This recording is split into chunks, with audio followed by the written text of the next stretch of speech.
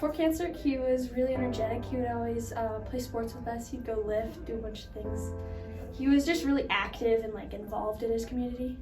Even until the end, he was always putting others before himself. So he might have been in a hospital bed, but he was still asking me, hey, can I help you with your homework? Can I help you with something? Can we build a Lego project? Things like that. So he was diagnosed August or maybe even kind of June or July of my freshman year, right before football started off. And so it started originally, they were like, oh, there's like this little thing. They found like something in his lung.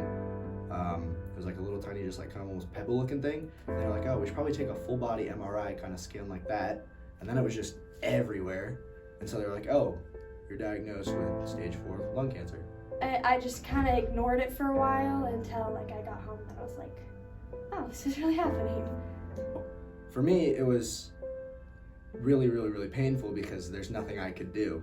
And I always liked to be able to help people, and it was just like that feeling of helplessness was almost overwhelming. It was really tough. Like, it was scary almost to a point, because you knew he was going through so much more than what you could see.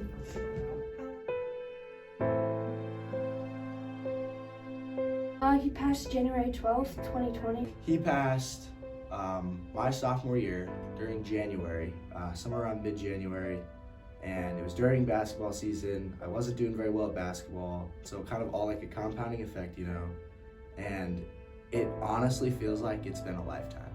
I had spent the whole night with him prior. I had spent the night with him. We're like, oh, he's not doing well, you know. So I was like, all right, I'm gonna go to work in the morning. I'll go see him afterwards. We can hang out all night the next day since I had taken the next day off to hang out with him. And then I got a call around, I guess like noon, 12:30, something like that. And my mom was just like, I'm sorry. And then she couldn't hold it together. So the phone hung up.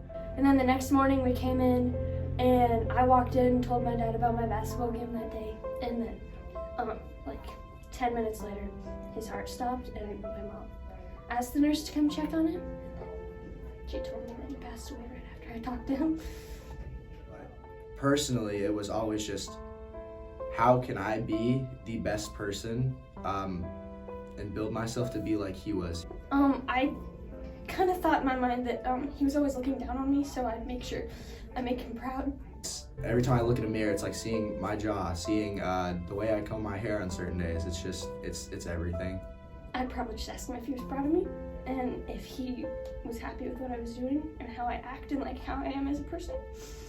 I'd probably talk a lot about the future because the past is the past. You can't really change it. And so yeah, there's good memories, but he'll always have those memories. I'll always have those memories. So I'd talk a lot about the future.